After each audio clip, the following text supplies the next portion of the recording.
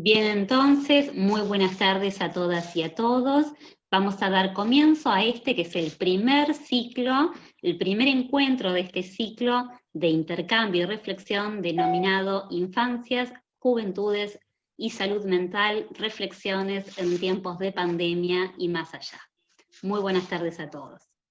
Este ciclo queda inaugurado de esta manera por el área de Infancias y Juventudes, perteneciente a la Subsecretaría de Salud Mental, Consumos Problemáticos y Violencias en el ámbito de la salud pública. Así que sean todos ustedes muy bienvenidos. Este espacio pretende articular conceptualizaciones y debates en torno a los abordajes y cuidados en salud mental en infancias y juventudes. También pretende trabajar sobre los dispositivos, las posibilidades y los obstáculos en la accesibilidad de los servicios de salud. Las miradas que como adultas y adultos construimos en torno a los niños, las niñas y los jóvenes. También trabaja las estrategias con perspectiva comunitaria y enfoque de derechos. Y por último también aborda los desafíos actuales más acá y más allá de la pandemia.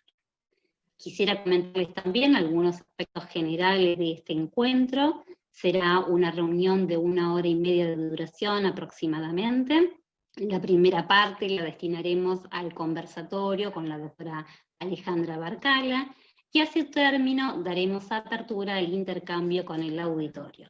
Para ello, la licenciada Claudia Saavedra estará tomando nota a partir de los intercambios y las consultas que lleguen vía chat, para que al término del conversatorio demos lugar a este espacio de intercambio.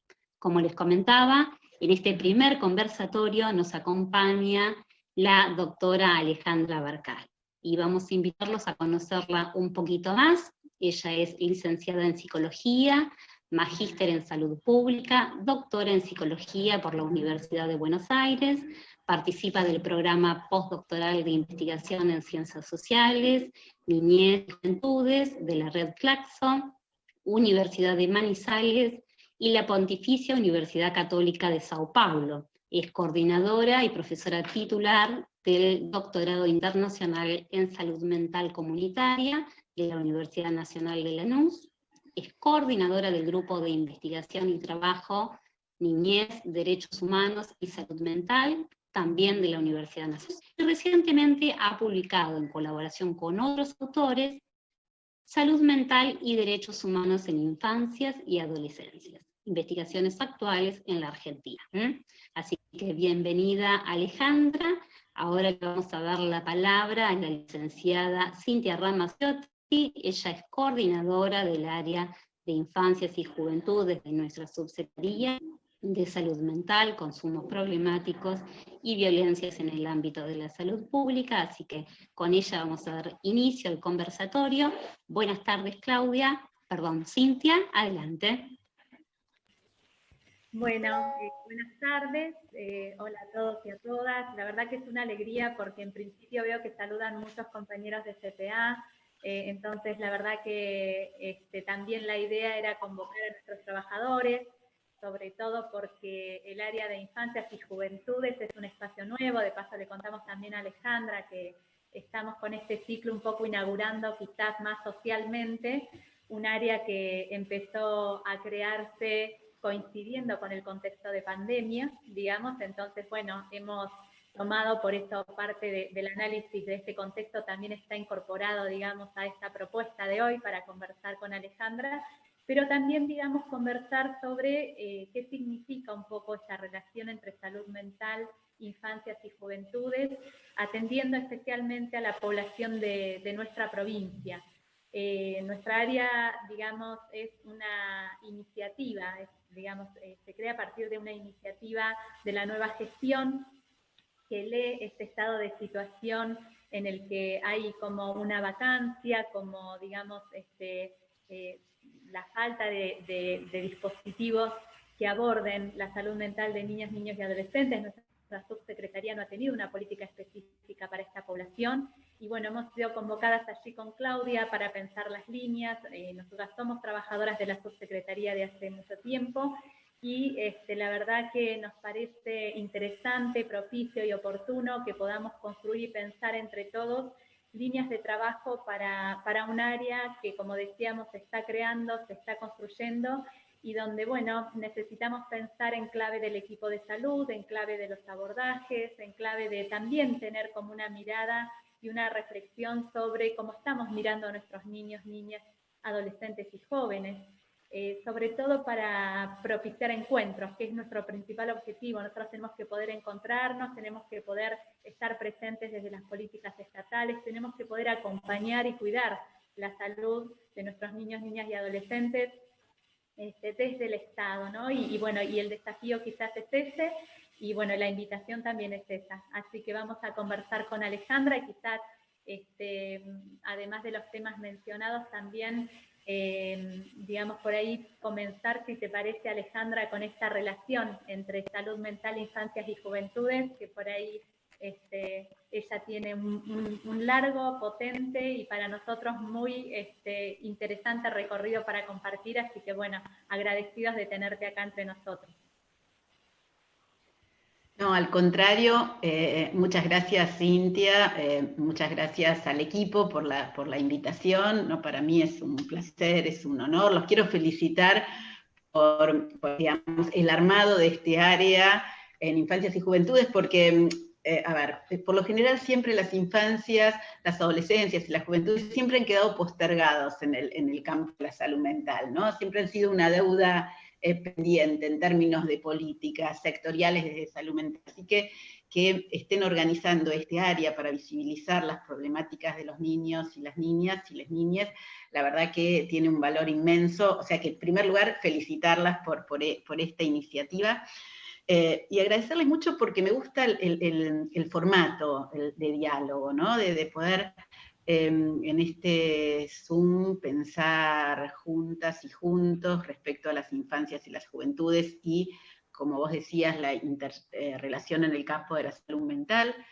En función de lo que dijeron, para ir haciendo un diálogo, voy a tomar estas tres cuestiones que plantearon, 3 o 4, que es pensar las infancias desde las miradas respecto a las infancias, desde las estrategias y desde los desafíos que tenemos, o sea que por ahí me parece que es interesante retomar esto, y desde estas claves que vos también planteabas, Cintia, que es plantearlas, yo diría, desde una lógica de derechos, y plantearlas también desde una lógica de cuidados, ¿no? Entonces me parece que es una hermosa invitación a las cuales les agradezco, porque en tiempos tan difíciles como los que estamos transitando, hoy la posibilidad de pensar juntos y evitar el distanciamiento físico, o evitar que el distanciamiento físico nos aísle socialmente y a su vez nos convoque a pensar nuestras prácticas, creo que tiene como un efecto subjetivante, digamos, para todos nosotros, ¿no? Y un aspecto que en un punto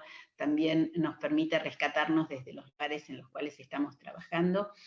Yo les voy a contar desde dónde voy a hablar y creo, desde dónde quiero plantear esta conversación, que es desde casi más de 20 años trabajando en los territorios, ¿no? Trabajando tanto en el territorio, digamos, del marco comunitario como en los marcos hospitalarios, y ahora tratando de hacer una articulación desde la universidad, que es en el lugar donde ahora me encuentro trabajando y acompañando a muchos equipos que están, digamos, en la primera línea de atención con niños, niñas y jóvenes, digamos, yo diría hoy, en situación de alto nivel de vulnerabilidad social y fragilización psíquica, sobre todo en aquellos lugares en donde nosotros hemos visto que hoy no podemos hablar claramente de salud mental y niñez sin estar atravesados por la situación de la pandemia. Escuchamos, yo imagino, muchos conversatorios que claramente la pandemia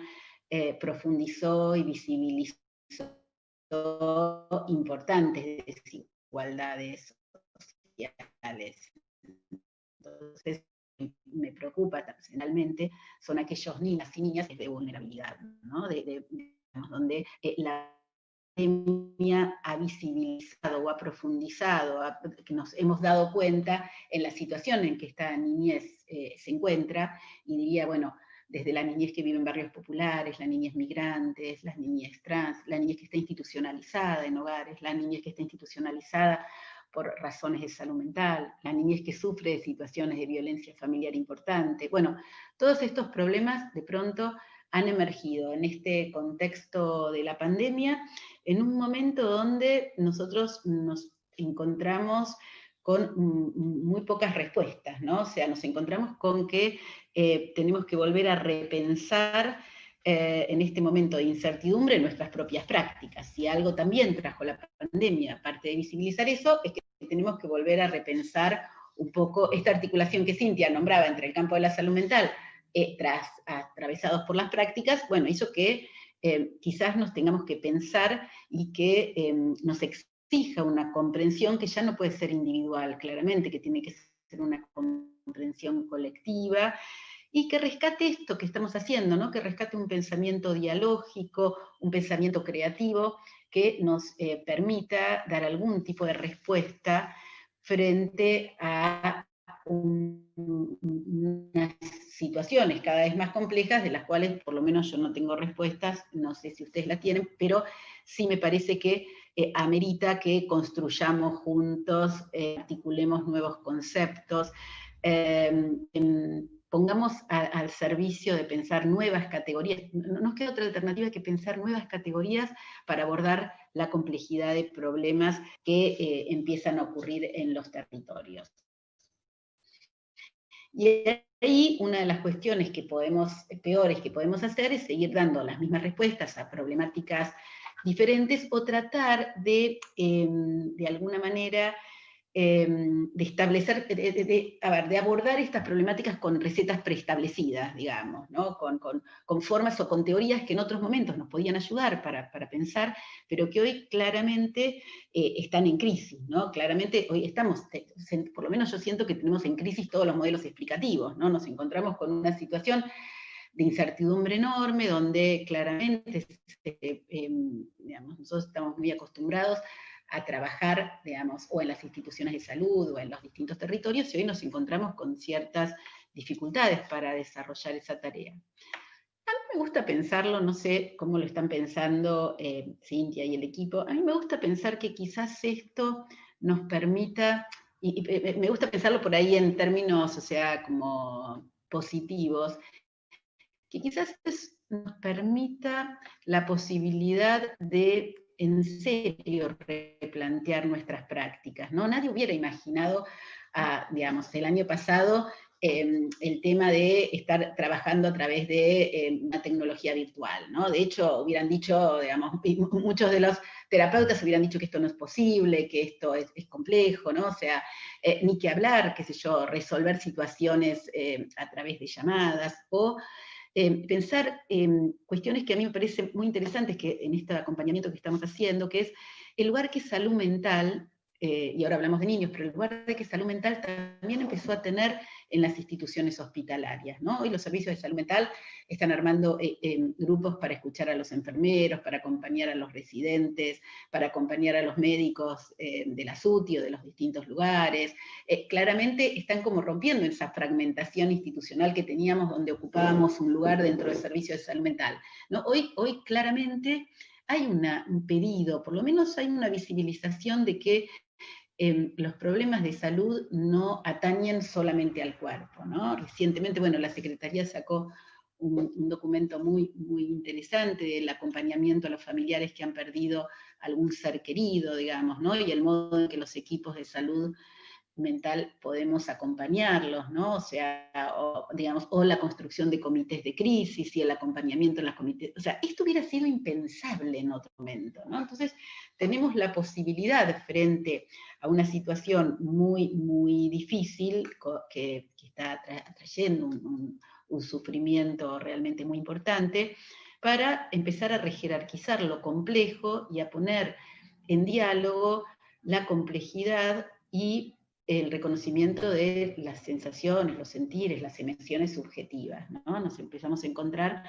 en la posibilidad de generar una comprensión colectiva y un rescate de pensamiento que intente ser creativo, ¿no? que construya algún modo de situaciones creativas. Y muchos servicios los están haciendo, ¿no? Con lo difícil que también yo plantearía que es hacer esto, porque todos estamos atravesados por esta situación. Entonces, todos estamos atravesados por importantes angustias, por sensaciones de miedo, por dificultades en armar las tareas, y digamos, nosotros somos nuestro propio instrumento para pensar eso.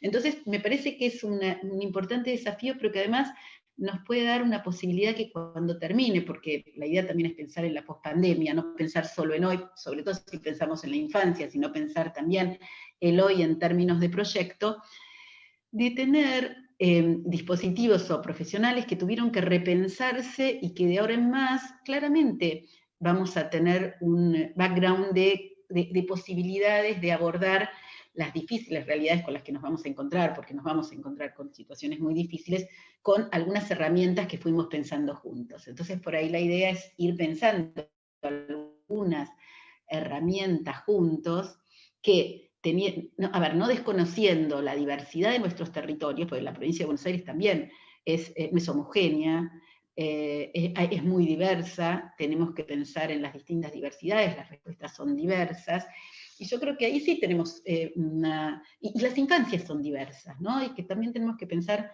yo diría, en términos de diversidades, en términos de cómo las distintas infancias habitan de distintas formas los territorios y, digamos, construyen ciertos modos subjetivos. Y ahí cómo podemos empezar a participar nosotros, digamos, ¿no? Bueno, para pensar, no sé, Cintia, si te parece, en esta cuestión de que planteaban, bueno, empezar a pensar, bueno, cómo miramos a los niños, ¿no?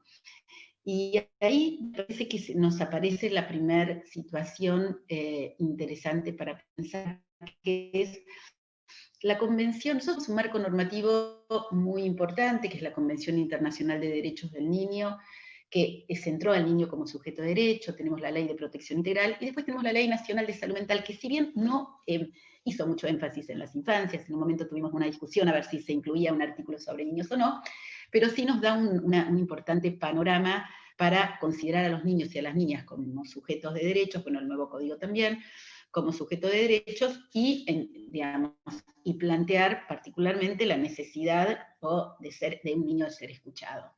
Esto trae todo un problema, porque cómo se escucha a un niño es difícil, digamos. Por lo general, nosotros nos preguntamos mucho cómo nosotros comprendemos a un niño. Y a nosotros nos pasó lo siguiente, que es en un momento de la pandemia, como todo nos resultaba tan incierto y tan desconocido, intentamos armar una serie de audios con preguntas, preguntándole a los chicos qué creían que estaba pasando, cómo se sentían, a qué le tenían miedo, qué les gustaba de la pandemia y qué no les gustaba de la pandemia. Y ahí apareció, digamos, un cúmulo de cuestiones. Los chicos le respondían por audio a otros niños y otras niñas, ¿no? O sea, respondían. Y ahí un poco nos sorprendimos de volver a resituar esta pregunta, que era ¿cómo significan los niños? Vieron que en un momento todo el mundo opinaba, los niños tienen que salir, los niños no tienen que salir, los niños tienen que hacer esto, los niños tienen que hacer otro, los padres tienen que hacer esto, los padres tienen que hacer lo otro, ¿no? Había como toda una cuestión muy prescriptiva respecto a qué se tenían que hacer con los niños. Entonces nosotros dijimos, bueno, vayamos a preguntarles a ellos y a ellas qué es lo que les está pasando con respecto a estas situaciones. Y en un primer momento de la pandemia encontramos algunas cosas interesantes. Para los que seguro ya escucharon, pero para los que no escucharon, a mí alguien que me gusta mucho, como piensa Nucci, que es un pedagogo, no piensa desde el campo de la salud mental, pero mucho de lo que piensa podría ser súper incluido en nuestro campo de la salud mental, ¿no? Porque él sí plantea dos cosas que a mí me parecen centrales. Él, digamos, es para la participación, escuchar y que los niños participen en los consejos, en la toma de decisiones, en cuestiones respecto a la vida central. Digamos, o sea que el escuchar y el protagonismo de los niños en relación en su vida es para él es importante, y la otra cuestión que trae es el juego, digamos, ¿no? Como central en la construcción de la infancia, ¿no? Entonces, nosotros, y es optimista, y yo creo que es optimista, entonces, él traía una cuestión, a mí me gustaba, muy despatologizada de la cuarentena, ¿no? Del distanciamiento. Él decía que la escuela era importante, pero que la casa también podía ser un laboratorio. Vean los videos porque, digamos, son muy interesantes de cómo él piensa que también en el campo de la casa es un lugar, un laboratorio para muchos aprendizajes que tienen que hacer los niños, y que no es que los padres tenían que estar sentados haciendo los deberes o haciendo en el Zoom. Esto hablando de padres de clase media, digamos, ¿no? Ahora, nosotros nos encontrábamos en los territorios con otras situaciones, digamos, ¿no? Y ahí sí notábamos que había unos niveles de desigualdad muy, pero muy importante. ¿Por qué? Porque los chicos no llegaban ni a las tecnologías que las escuelas planteaban, digamos, o sea, la posibilidad del acceso a la tecnología, ni tampoco vivían en una casa que fuera muy posible, que fuera amigable para hacer un laboratorio. Pero no obstante, lo que notábamos es cómo los chicos en los barrios populares utilizaban el espacio público de una manera muy potente también para construir juego, que el juego atravesaba, digamos, como central. Tonucci dice algo que a mí me parece interesante, dice que en la convención dice que los niños tienen derecho a comprometerse con el juego. Entonces, uno veíamos a niños y a niñas comprometidos, o sea, para los chicos jugar es una cosa muy seria, digamos, ¿no? O sea, como que tiene, digamos, un valor de una seriedad que ojalá los adultos pudiéramos tener. Entonces, para decirles tres cositas, y seguimos con las preguntas, porque a mí córtenme porque hablo mucho, tomamos tres dimensiones para pensar qué les pasaba a los niños en esta primera etapa de la cuarentena, y les cuento rápidamente, después si quieren las profundizamos. Nosotros primero lo pensamos en lógica de cuidados, ¿no? Este es un trabajo que venimos haciendo con Laura Poverene y con un grupo de investigación de niñez, derechos humanos y salud mental en la Universidad Nacional de Lanús. Y a partir de los audios, los videos y los dibujos, encontramos como que los chicos tenían dos o tres cuestiones como modelo metodológico que tenemos, que había desarrollado Juan Zamaja, que era un metodólogo que falleció, pero que tenía un modelo muy potente, en un nivel más macro-contextual, un nivel de las políticas, un nivel que tiene que ver con las instituciones y un nivel que tiene que ver con la subjetividad. Entonces, en el nivel más macrocontextual, que tiene que ver con las políticas y con la función del Estado, nosotros, los chicos, hacían muchas referencias a hay que cuidarse porque el presidente los dijo, el presidente está cuidando, había muchas referencias a Alberto. Entonces, nosotros empezamos a pensar por qué. Y empezamos a darnos cuenta que para los chicos esta lógica de cuidado, en realidad lo que era un Estado cuidando, ¿no? Un Estado cuidando, una narrativa estatal que le hablaba a los niños y que les dice a los niños que la vida es importante, que la vida es mucho más importante que otras cosas, y que además hay que cuidar no solo a digamos, que hay que cuidar a todos, digamos, ¿no? Y además apelaba a una responsabilidad de los chicos, decían, y es bueno que ustedes se queden para que cuiden a otros. Entonces no los ponían como objetos de cuidado, digamos. Ustedes saben que los niños en un momento en el relato pasaron a ser, es la primera vez que los niños no son objeto de cuidado, ¿no? En realidad el objeto de cuidado eran los mayores y los niños eran posibles contagiadores, digamos, ¿no? No obstante, que ayer daban los datos y tenemos como un 17% de niños y niñas que, digamos, está contagiado, que es muy alto, digamos, ¿no? Más allá de que, por lo general, tienen como, digamos, síntomas muy leves y no presentan cuadros serios, ¿no?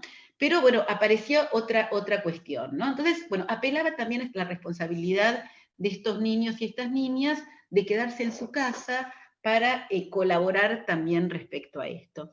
Y esto es muy interesante, y ahí yo la recordaba Silvia Bleichmar. Silvia Bleichmar tiene un librito que es muy interesante, que se llama Violencia Social, Violencia Escolar, para que los lean, donde ella planteaba lo importante en la construcción subjetiva de un niño, de la construcción de legalidades, ¿no? Porque estas son las legalidades las que generan ciertas cuestiones de ética de reconocimiento al otro. Entonces, cuando desde un discurso estatal se apela al reconocimiento de un reconocimiento de un otro que está sufriendo, y colabora que también los niños favorezcan este reconocimiento del otro, hay un Estado que subjetiva, ¿no? Ustedes saben que todas las instituciones somos productoras de subjetividad, la familia es productora de subjetividad, la escuela es productora de subjetividad, los servicios de salud son productores de subjetividad. Como nosotros miremos a un niño o una niña, lo constituimos como tal. Si yo lo miro como loco, si lo miro con un diagnóstico, lo coagulo en esa identidad. Ahora, si yo lo miro como un sujeto con derechos, responsable, que además tiene que colaborar, lo instalo, digamos, y además le doy la posibilidad de identificarse con alguien que tiene una situación de reconocimiento. Entonces notábamos una segunda cuestión, que es que a los chicos les gustaba mucho salir a aplaudir. Vieron que a las 9 de la noche, sobre todo en los barrios que había edificios, la gente salía a la puerta de su casa y aplaudía, y los chicos aplaudían. Entonces nosotros aparecía mucho esta situación del aplauso, ¿no? De los chicos esperando el horario para salir a aplaudir. Entonces ahí también veíamos cómo esta cuestión de la construcción de la comunidad, ¿no? De la construcción de lo común, del reconocimiento al otro, y ahí sí se veía como lo que llamamos nivel institucional, como las instituciones del Estado, que son los médicos, los hospitales, los enfermeros, también cuidando. Y viendo a sus padres y a sus familias, reconociendo el valor del cuidado. Yo creo que hoy empezar a pensarnos desde la lógica del cuidado y desde las lógicas del derecho, ya por sí esa mirada construye subjetividad en los distintos grupos de infancias que nosotros, con los cuales trabajemos. Entonces, ese aplauso también generaba una situación donde los niños se instalaban en una situación de reconocimiento al otro. Y por otro lado, otra situación particular que ya hiciera más en la dimensión subjetiva, y ahí encontrábamos diversidad de niños. Entonces había niños que querían salir. Pero en realidad no es que querían salir a dar una vuelta a manzana. Estoy hablando en la primera etapa, o sea, pensemos hasta el viernes pasado. Sino que querían ver a sus amigos, que lo que extrañaban eran las relaciones interpersonales, o sea, no es que extrañaban el afuera por el afuera, porque los chicos construían un afuera dentro de su casa. Todos ustedes les habrá pasado que los chicos construían casitas, ¿no? Todos, por lo general, un juego muy recurrente que nos contaban es que armaban casitas, o tiendas, o lo que fuera, o lugares donde se metían adentro, que era una forma también de sostener esto que la Convención también instala, que es de autonomía progresiva, de decir, bueno, de tener un espacio propio, de salir de esta mirada permanente de los padres, porque lo que le dan los amigos y la escuela es la exogamia, digamos, es entrar a otro mundo. Entonces, claramente, si tenemos a los chicos encerrados, pierden esta posibilidad de generar nuevos vínculos, generar exogamia, generar algunas situaciones con respecto a esto. Entonces, esto de alguna manera generó que los chicos ellos mismos se construían su propio adentro, de afuera, adentro, ¿no? Entonces ahí en ese espacio los padres no podían pasar, en ese espacio se metían adentro para que nadie los viera, maneras de sustraerse de esta mirada. Digo esto porque así como Tonucci cree mucho en la capacidad de los chicos para jugar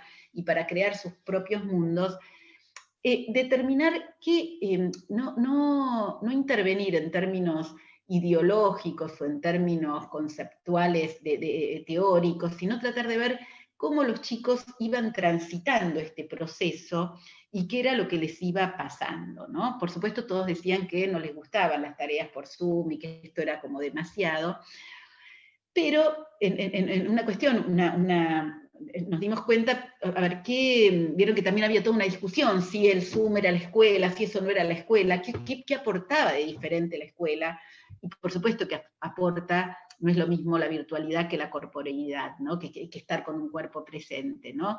No es lo mismo la transmisión de conocimientos que la construcción de ciudadanía. La escuela debe ser un lugar donde se construya ciudadanía, se construyan sujetos éticos, se construyan niños que piensen, pero también encontrábamos cómo los chicos resistían también a los formatos que las escuelas ponían, ¿no? Entonces una de las chiquitas con las cuales hablábamos hacía lo siguiente, estaba como ahora nosotros en Zoom, la maestra explicando, y ella y sus compañeros estaban como en el chat al lado, hablando de cualquier cosa. Entonces nadie le daba bolilla, pero no es que le daba bolilla, estaban en otra, no, estaban con sus compañeros hablando de otra cosa. Como esta misma cosa que tienen los niños en el grado, que se miran, que se hacen morisquetas, que se pasan papelitos, bueno, los chicos, a mí eso no se me hubiera ocurrido nunca, porque aparte gracias que puedo poner el Zoom, digamos, pero ellos lograron aún, en el marco del Zoom, armarse formas de resistir a los modelos disciplinares que por lo general las escuelas ponen. Bueno, tenemos muchas más cosas de esto. La idea era transmitirles cómo vamos pudiendo aprender o escuchar a los chicos en función de entender que además los chicos, bueno, esto lo decía Veraldi, están atravesados por la tecnología, tienen una construcción vinculada a la tecnología. Un niño de 3 años hoy puede prender la computadora, puede entrar a un jueguito y no está alfabetizado, digamos, ¿no? Con lo cual, digo, pueden usar mejor que yo la computadora sin estar alfabetizados. Entonces ahí también hay toda una cuestión que vamos a tener que investigar, que estudiar, que pensar, ¿no? Pero bueno, esto es un poco, después seguimos charlando más cosas, pero para tener un panorama de cómo podemos escuchar o qué mirada podemos tener en este contexto tan desconocido para nosotros.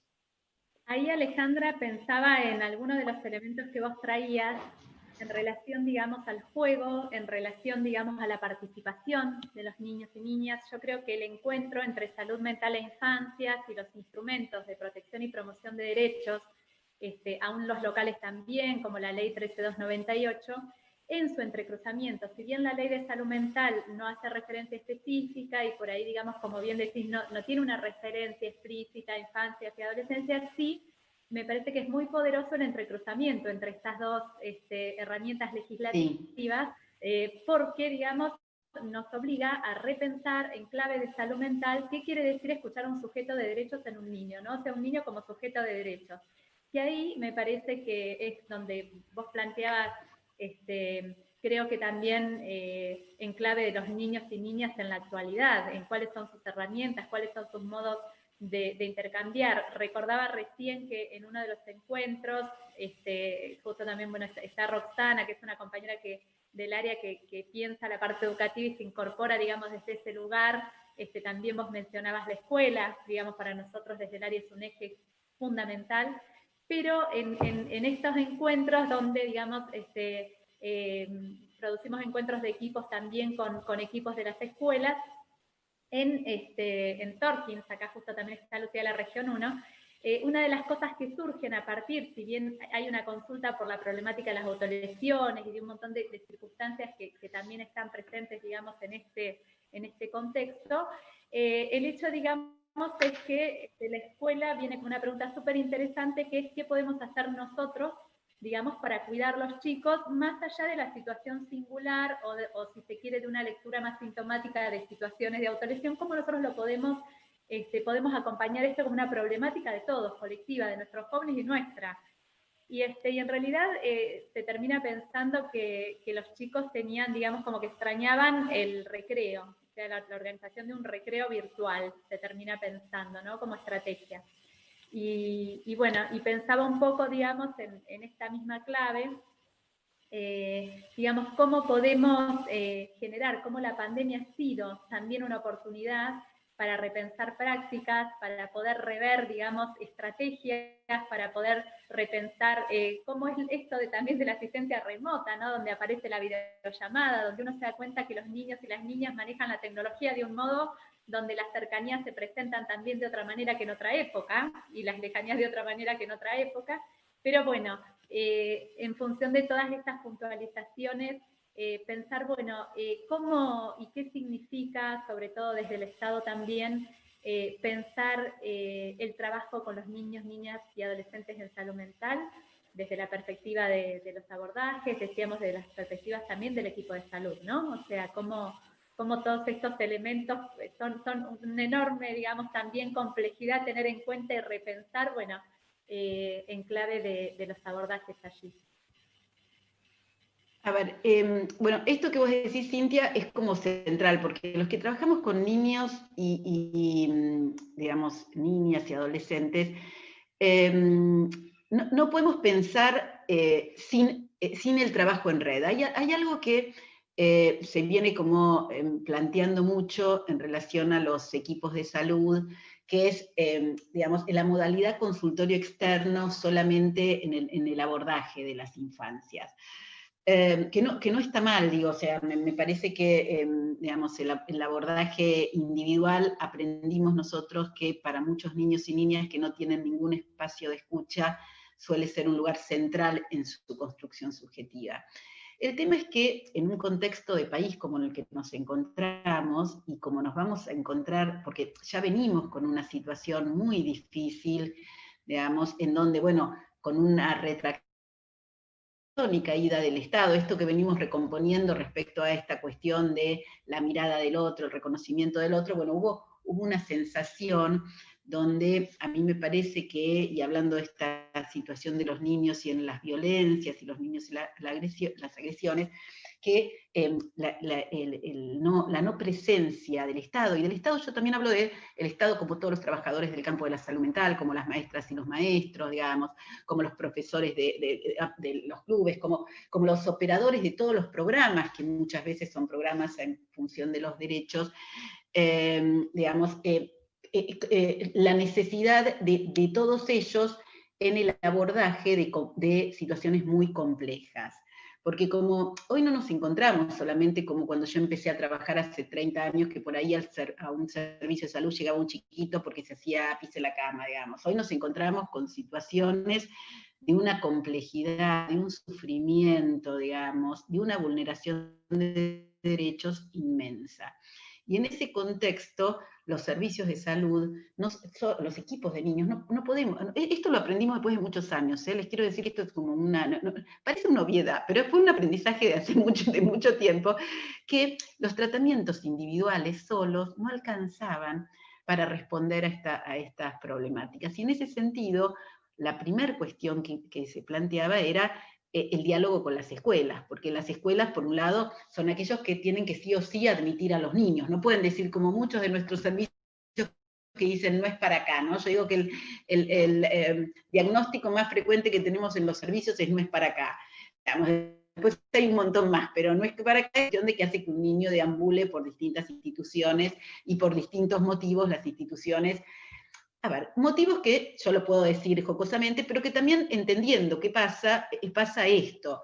Nadie puede hacerse cargo solo de una situación de complejidad enorme, o sea, ningún terapeuta individual puede abordar un problema de una complejidad inmensa. Ahora, esto no quiere decir que se lo saque de encima. Esto es lo que pasa cuando no generamos una construcción en red. Una de las cuestiones que nosotros trabajamos como principio, después cada territorio lo arma como quiere y como puede, es que para abordar cualquier situación compleja de un niño o una niña hay que trabajar en red y hay que trabajar en un dispositivo que se llama de corresponsabilidad. O sea, si yo hoy me encuentro con una situación particular, muy compleja, y sé que claramente yo no voy a poder abordarla yo sola. ¿Por qué? Porque es muy difícil, porque no cuento con la totalidad de herramientas, pero eso no hace que yo pueda desembarazarme de eso. Eso hace que tenga la obligación de poder construir o inventar o creativamente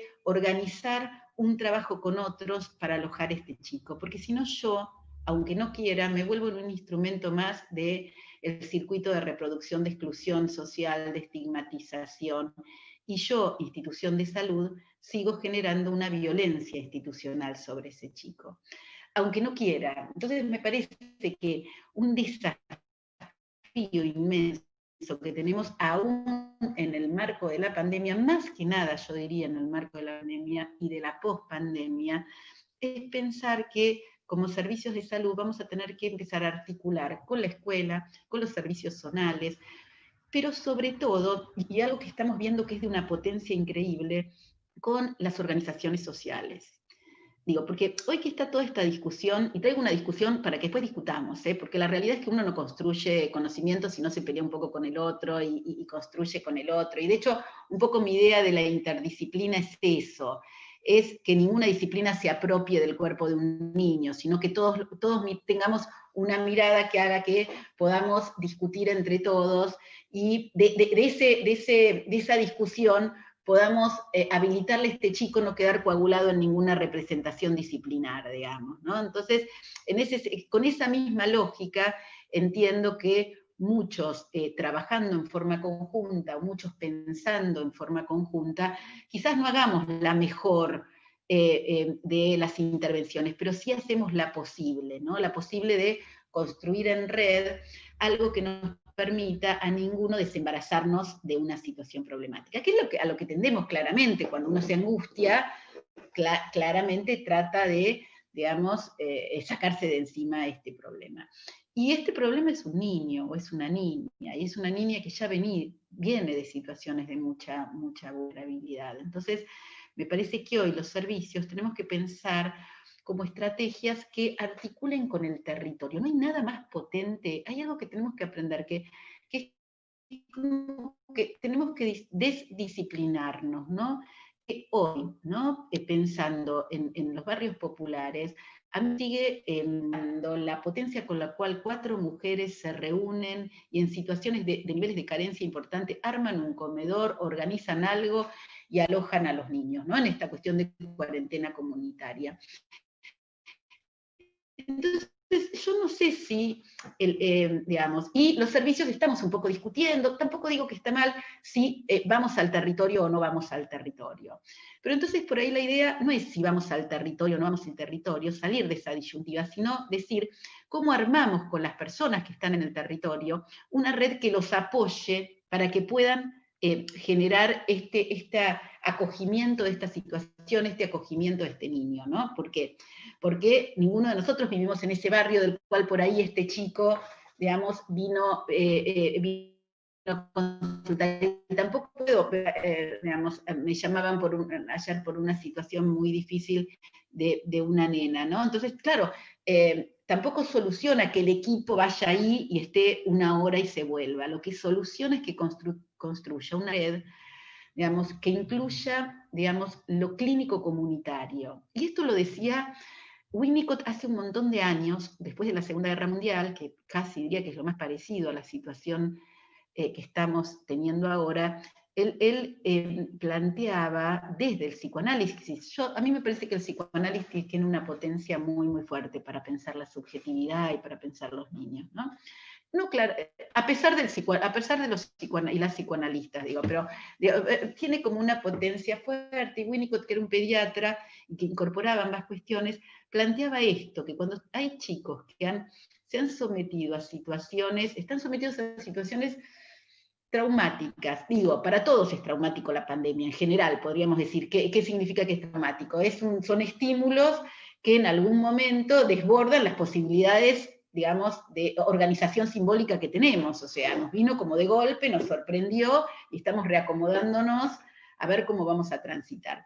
Cuando un chico está en situación social, digamos, un exceso de estímulos, esto lo trabajaba mucho Silvia Bleichmer, que también les diría que es para mí la referencia hoy central para pensar el momento en el que estamos pasando. Los estímulos son tan intensos que el chico a veces no tiene la capacidad simbólica para poder elaborarlos. Y ahí se genera una situación traumática, no en un solo tiempo, decía Freud, decía Silvia, sino que cada chico, por eso yo digo, no generalicemos, cada chico y cada chica va a ir desarrollando un modo particular de elaborar esta situación, ¿no? O sea, de acuerdo a su historia, de acuerdo a su territorio, de acuerdo a su contexto familiar, de acuerdo a los vínculos sociales que ha podido establecer, de acuerdo a la relación que tiene con la escuela. Entonces ahí tenemos como en estrategias, que era lo segundo que ustedes planteaban, y esto que vos planteabas, Cintia, de las prácticas, de que tenemos que empezar a pensar dispositivos que no hagan que quedemos entrampados en dos cuestiones, o la subjetividad heroica de estar permanentemente en el territorio y si no me siento mal, o de, no, me quedo en mi casa porque esto me angustia tanto, que doy un montón de argumentaciones, qué sé yo, las que sea, pero en realidad es que me angustia tanto que no puedo acceder a hacerme cargo. Entonces, estas dos cosas Ignacio Leukovich trabajaba mucho, hace muchos años la subjetividad heroica. Esto hay que tratar de evitar, hay que tratar de encontrar con las posibilidades y también capacidades que cada uno tenemos, las mejores estrategias para acompañar a la niñez en esta situación particular. Entonces yo creo que las mejores estrategias es pensar con otros. Hay dos cuestiones que parecen muy obvias, pero la primera es escuchar qué pasa. En ese escuchar, hacer una historización, ¿no? Porque los chicos no aparecen su problema cuando llegó, digamos. Esto tiene una historia. Ver en esa historia qué sirvió, qué no sirvió, qué lo determina, cómo no lo determina. Construir una memoria, pero también construir una memoria de su territorio. Porque como estamos hoy y como vamos a quedar después de la pandemia, vamos a necesitar, y si queremos pensar en un país mejor, en un país que nos convoque a todos, en cómo reconstituimos los lazos sociales entre nosotros y los lazos sociales en los marcos comunitarios. Entonces, lo primero que podemos hacer es, bueno, esto lo dice Bauman muy lindo, ¿no? Que es comunidad, ¿no? Que no es un montón de sujetos juntos, ¿no? Sino que es un entramado, un tejido, que aúna historias, que aúna experiencias, y que hace que a cada uno nos importe mucho que el otro pueda ser integrado y que el otro pueda ser escuchado y que se garanticen los derechos de los otros, no importa el valor social que los otros tengan. Bueno, digamos, tenemos instituciones que aún con lo precarizadas que estamos intentando hacer eso. Y creo que como la verdad que a veces lo que nosotros necesitamos para acompañar al sufrimiento de la gente es a nosotros mismos, digamos, no es que necesitamos tecnología, mucha tecnología, ¿no? Necesitamos nuestras propias potencialidades, tenemos por un lado que cuidar nuestras propias potencialidades, que juntos en estos diálogos íntimos construir consensos y construir herramientas para, en un abordaje que sea clínico y social, que sea en una construcción en red, que sea en una corresponsabilidad. No soy solo yo, digamos, ¿no? Que está a cargo de esta situación. Soy yo, más fulanita que es de la escuela, más mecosita que es del barrio, más este, más lo otro, o sea, somos muchos que constituimos esta red. Hace muchos años organizamos lo que se llamó el programa de atención comunitaria de niños y niñas con trastornos mentales severos, después en situaciones difíciles en la ciudad de Buenos Aires. Y durante los 6 años, hasta que nos lo cerraron, que duró el programa, recibimos las situaciones más diversas y más difíciles que había en términos de complejidad. Hasta un niño que había matado a otro niño, que digo que ya es un poco, rompe hasta con la representación de infancias que tenemos. Y en todos esos años, digamos, solamente, o sea, el trabajo con otros posibilitó que solamente en 3 oportunidades hayamos tenido que hacer unas internaciones muy breves. ¿Por qué? Porque nos propusimos armar redes. Y en el armar redes, esto fue de un alivio y fue para todos muy importante. Ahora, no es que tuvimos soluciones hollywoodenses, ni finales felices con flores y corazones. No. Lo que hicimos es algo que es la segunda cosa, aparte de escuchar, que yo creo que tenemos que hacer los servicios, que es acompañar. Y acompañar en el sufrimiento, tratando de elaborarlo, tratando de simbolizarlo, a los niños y las niñas y a las familias, que todavía no hablamos de las familias, ¿no? Porque hoy, en medio de la pandemia, a mí me importa padre o persona, porque los chicos, el sufrimiento más fuerte que tienen, está vinculado a el modo en el que se insertan, en el modo en que construyen un vínculo con un adulto en términos de asimetría, con un adulto que creen que lo va a cuidar, que esta dimensión de cuidado para un chico es central, que alguien le diga que en medio de esto lo están cuidando, ¿no? Que está siendo cuidado, que está siendo querido, que está siendo amado. Muy probablemente estos chicos que tienen muchos niveles de agresión, autoagresión o heteroagresión o violencias en las escuelas, también vienen de situaciones donde hay una demanda permanente por ser mirado desde una mirada valiosa, ¿no? Y muchas veces los servicios lo que hacemos es esto de que esto sí se viene trabajando mucho, seguro lo van a trabajar con Cris, que es el tema de medicalizar y patologizar las infancias, que en realidad es coagular a un chico en una identidad que no le permite un proyecto futuro. Y esto yo creo que es el peor derecho vulnerado un niño, ¿no? No poder pensar un hoy que le permita proyectar un futuro, ¿no? No poder pensar esto, ¿no? Esto se vuelve como muy, pero muy complejo. Yo sigo hablando, pero si querés, a ver, podemos seguir hablando de las cuestiones de si hay preguntas y qué sé yo, de las estrategias, que digo, pensando alguna de las cuestiones que nos pasaba también, que es, para escuchar a un chico, lo central que veíamos es que no teníamos que saturar de sentido con nuestras teorías a lo que le pasaba, ¿no? Que nosotros lo que por lo general hacemos es, cuando nos angustiamos o no entendemos nada, saturamos rápidamente de sentido. Muchas veces los diagnósticos también son eso, ¿no? El saturar de sentido, en poner un rótulo, y con ese rótulo, más allá que, a ver, un diagnóstico es importante, o sea, ¿qué quiere decir un diagnóstico? Tener como algunos, digamos, referentes para el cual pensar qué le está pasando a un niño y para pensar cómo abordarlo. El problema de los diagnósticos es que terminamos aplicando acríticamente diagnósticos que vienen del DSM-4, que es un manual estadounidense de clasificación de enfermedades psiquiátricas, y que no tiene nada que ver con nuestro pensar desde lo que yo llamo pensar desde el sur, ¿no? Una de las propuestas que nosotros también tenemos para pensar los dispositivos y darle sentido, porque vieron que a veces siempre lo comunitario parece como que no tiene mucha conceptualización, vieron, está todo lo clínico y está lo comunitario sin conceptualización. Bueno, no, hay como, digamos, desde las epistemologías del sur, se vienen desarrollando un montón de conocimientos que plantean cómo construir conocimientos desde el sur, ¿no? Cómo construir conocimientos desde nuestra propia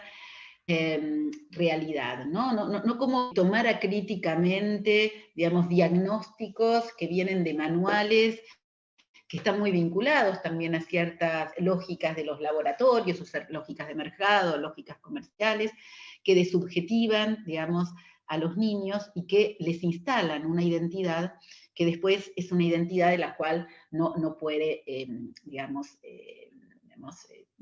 desabrocharse. Y ahí sí yo digo que algo que es central para pensar los nuevos abordajes es que como nosotros somos nuestro propio instrumento, la única posibilidad que tenemos es repensarnos nosotros desde nuestras prácticas y desde algo que Rita Segato dice interesantemente, pensando en la academia, pero a mí me parece desde las prácticas, dice que hay que cuestionar nuestras propias modos en los que estamos atravesados en relación al poder, ¿no? O sea, cuánto de nuestras intervenciones están determinadas por estructuras disciplinares que nos dan cierto poder sobre el otro, sobre el decir del otro, ¿no? Yo siempre doy este ejemplo, pero me gusta, qué sé yo, que es, cada vez que, tanto en una escuela como en una... en un legajo de una escuela o en un expediente judicial o en una historia clínica, cuando uno habla de un niño, de estos niños tan difíciles, con los cuales un poco comentaba Cintia, lo que plantea es un diagnóstico que es un listado, supónganse que no le ponemos DSM-4 porque no queremos y estamos en contra de la patologización de la infancia, pero es un listado de características de su personalidad negativa, ¿no? O sea, parece que estuviéramos formateados para mirar en el otro su déficit.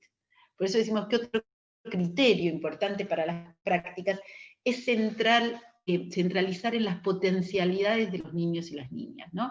Como si cambiáramos el chip y dijéramos, no voy a mirar qué es lo que no puede, no voy a mirar que es agresivo, que no respeta los límites, que se pelea con los compañeros, que no escucha a la maestra, bueno, que es violento, bueno, que tiene crisis de excitación psicomotriz. No, voy a mirar qué sí a este chico lo puede definir desde una potencia. ¿Qué le gusta? ¿Juega bien al fútbol? Cuando juega al fútbol se pelea con los compañeros o no.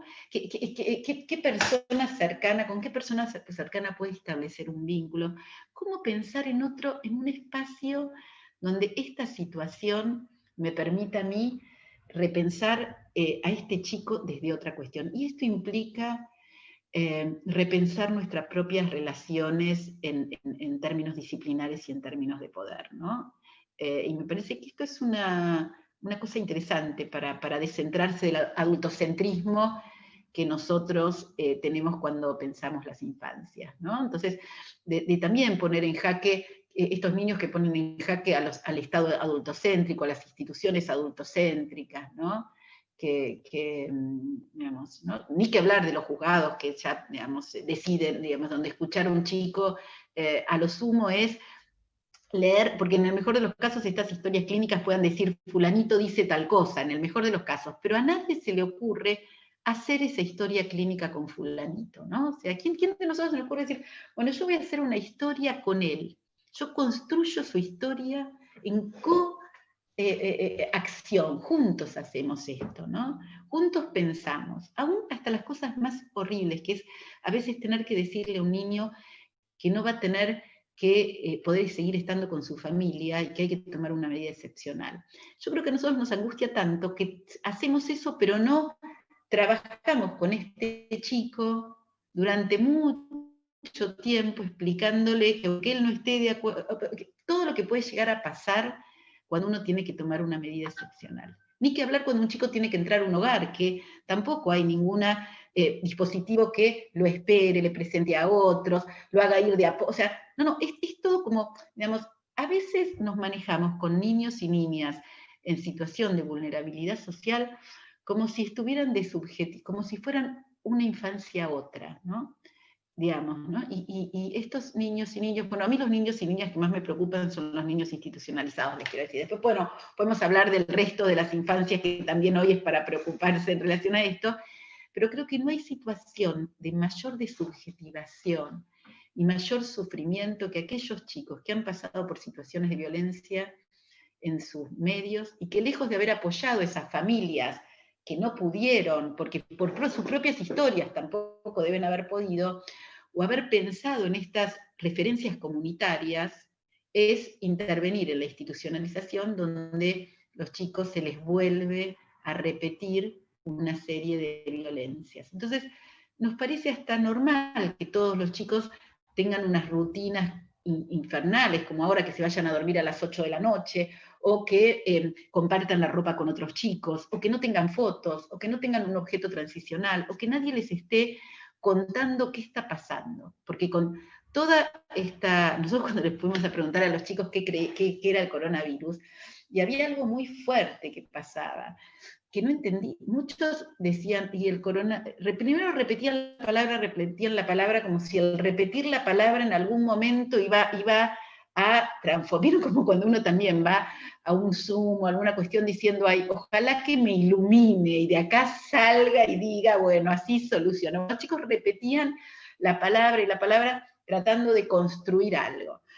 En un significante muy vacío en relación a esta cuestión. Y por otro lado, aparecían que el coronavirus, había mucha confusión con el dengue, entonces el coronavirus, para que no haya coronavirus había que descacharrar, o fantasías como va a entrar a la noche el coronavirus, y cómo si cerramos la puerta no entra, de día desaparece. Bueno, les puedo contar como teorías total estrambotiquísimas que a mí no se me hubieran ocurrido nunca, pero que implicaba que claramente nosotros tampoco estamos mediando como adultos, ayudando a simbolizar que esto aparece. Después de la infodemia que tenemos de los medios de comunicación, que queramos o no, hoy nadie puede sustraer a sus hijos de los medios de comunicación, digamos, o sea, esto sería imposible.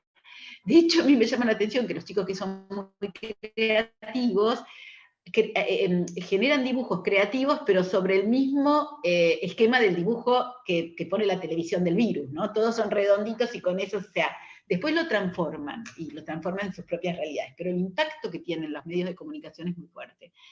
Y, digamos, cuando esta información no va acompañado de un adulto que acompaña a simbolizar, porque la información de por sí no es ni buena ni mala, el problema es cómo podemos incorporarla y simbolizarla, y nos encontramos, sí, con algunas situaciones que tienen potencialidad traumática, ¿no? De convertirse en...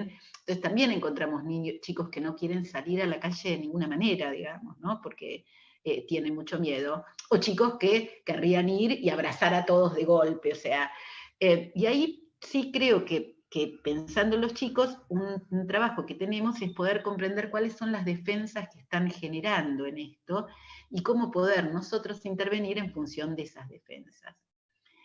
en los barrios más populares o en los hogares, los chicos estaban muy angustiados, no tanto por el coronavirus como los chicos de clase media que por ahí podían matar a sus abuelos o que podían, esto hay mucho, ¿no? Respecto a los abuelos, sí estaban muy preocupados porque, por dos cuestiones. Porque de pronto habían encontrado que había un montón de policías en su barrio.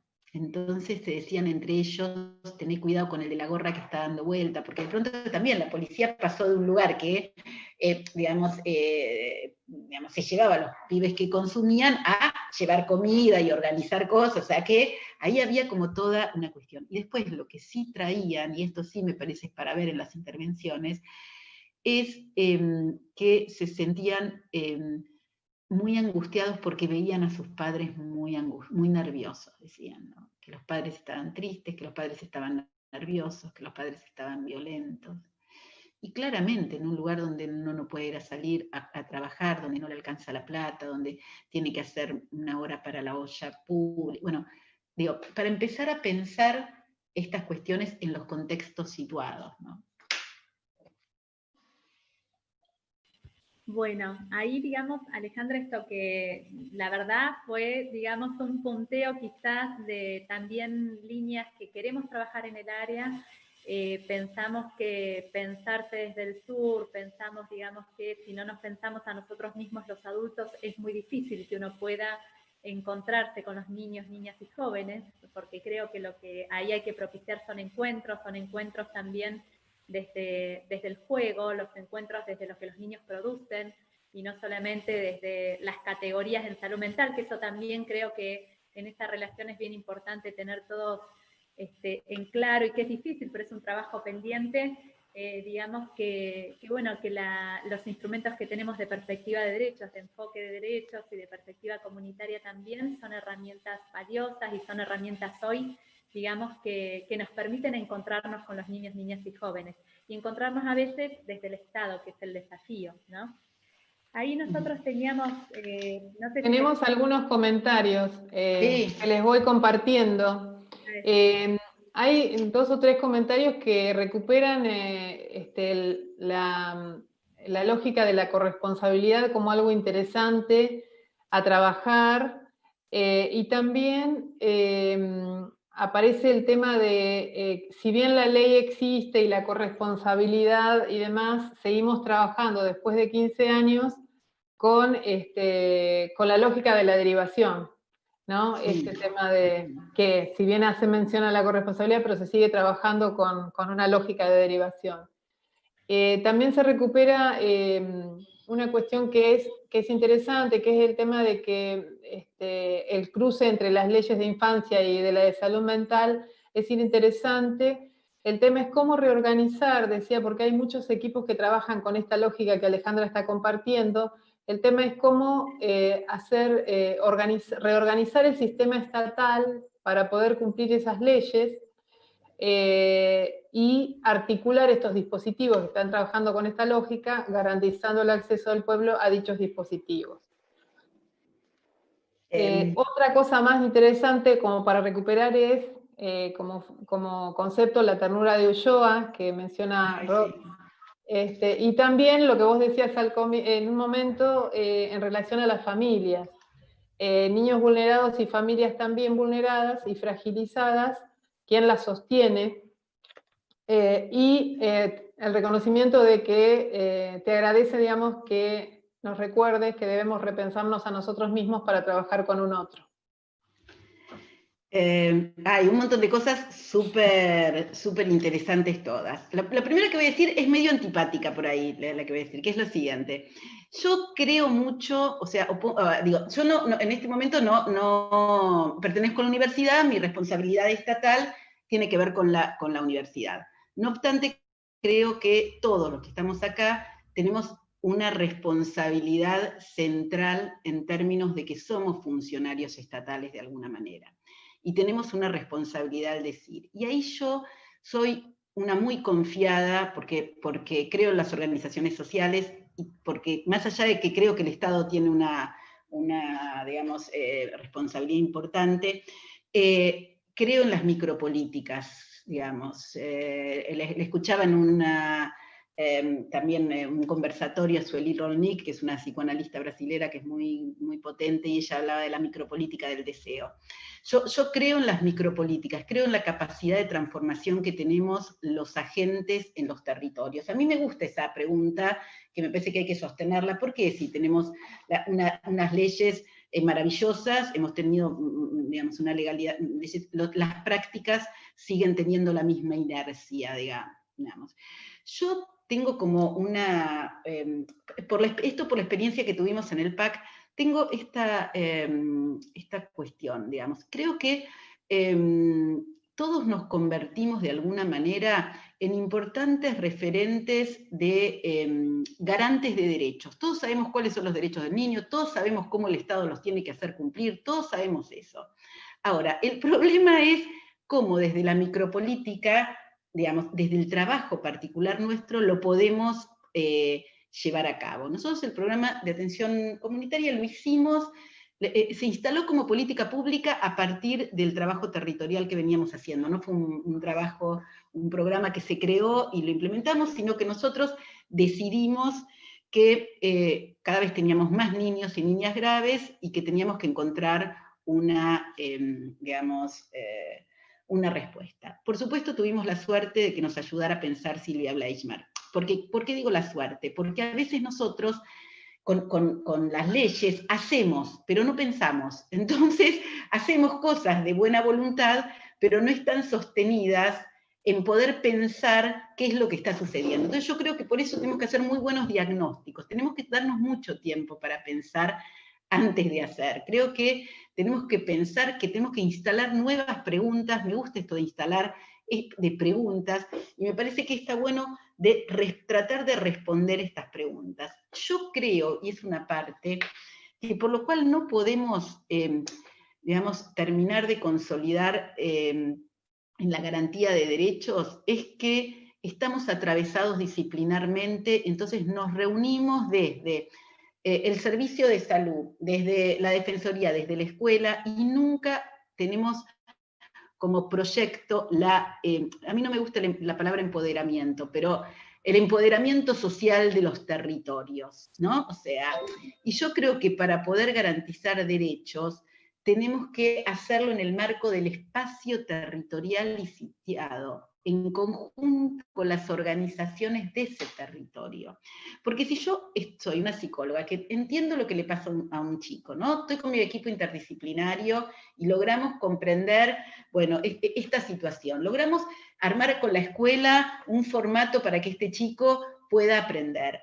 Logramos armar con la Defensoría o el Consejo Zonal alguna articulación para que algún programa acompañe esto.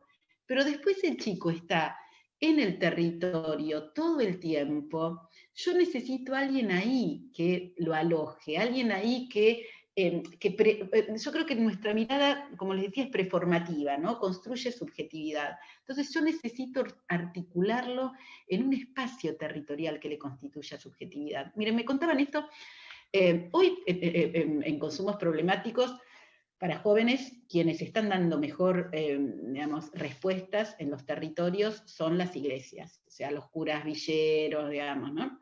Entonces contaba uno de los representantes, Pablo, de los curas villeros, que alojan digamos, o sea, no tienen tantos requisitos como los servicios de salud, que si tiene esto, si tiene lo otro, ¿no? Alojan al sujeto como viene, no están esperando un sujeto imaginario, ¿no? El sujeto que viene, la persona que viene, dicen, es esta, y lo alojan. Entonces tenían un montón de personas que estaban en una de las casas, y él contaba muy sorprendido, pero creo que me parece que es de un aprendizaje enorme, que estos chicos que antes consumían, que eran, qué sé yo, bueno, aquellos como desechados de la comunidad y no hacían nada, eran los que ahora estaban ayudando más a llevar las comidas, a hacer, digamos, o sea, como mandados, no sé, que estaban colaborando. ¿Por qué? Porque tenían menos miedo que otros, digamos, o sea, y porque habían encontrado dentro de su territorio barrial un espacio en donde tener una actividad que sea valorada.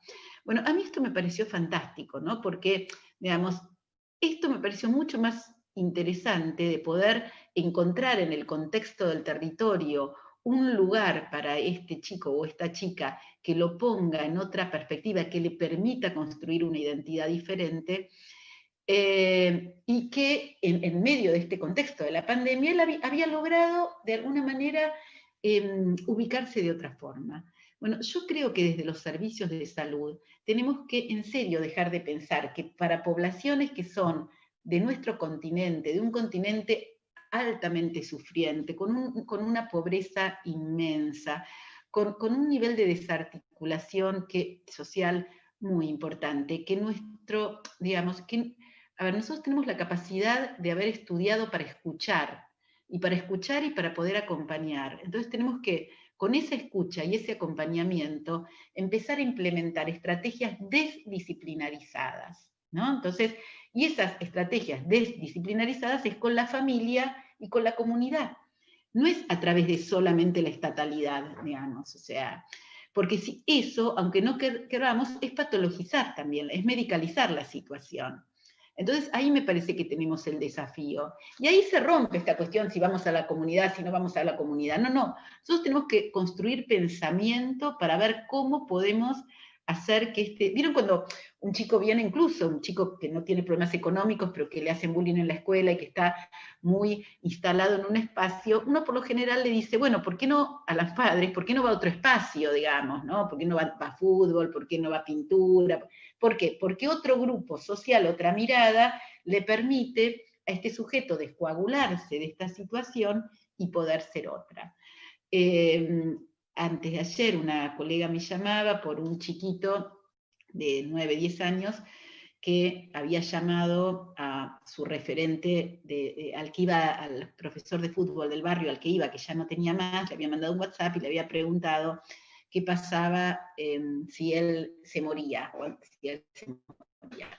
Con lo cual había un montón de indicadores respecto a la posibilidad de un suicidio, respecto a este nene, o sea, ¿no?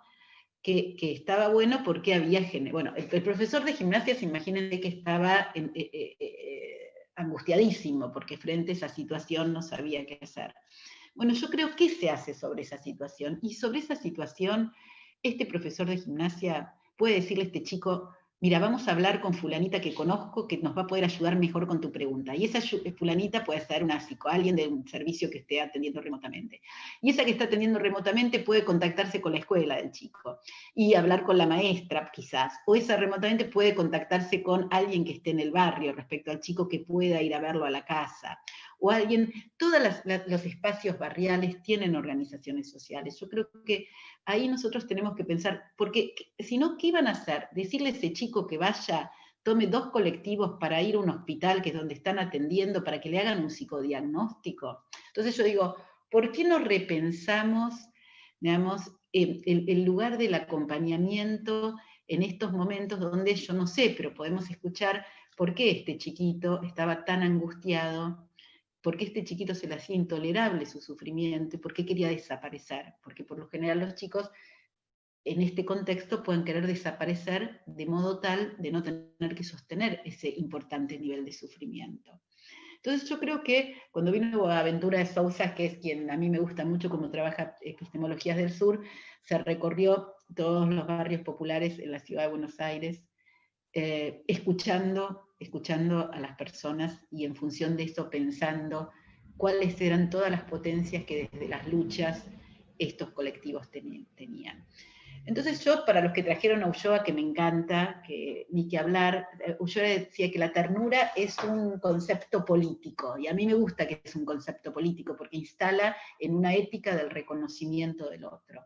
Yo creo que Ulloa decía, y esto es lo antipático, decía que a veces los profesionales, digo es antipático porque a mí siempre me interpela y me angustia, teníamos un empobrecimiento subjetivo, ¿no? Que perdíamos posibilidades de pensamiento. Y decía que era un síndrome de padecimiento, de pérdida de coraje y de lucidez, decía, ¿no? Que frente a ciertas situaciones, y terminábamos desinteresándonos por la subjetividad del otro, ¿no? Y terminábamos generando algo que él llamaba síndrome de violentación institucional.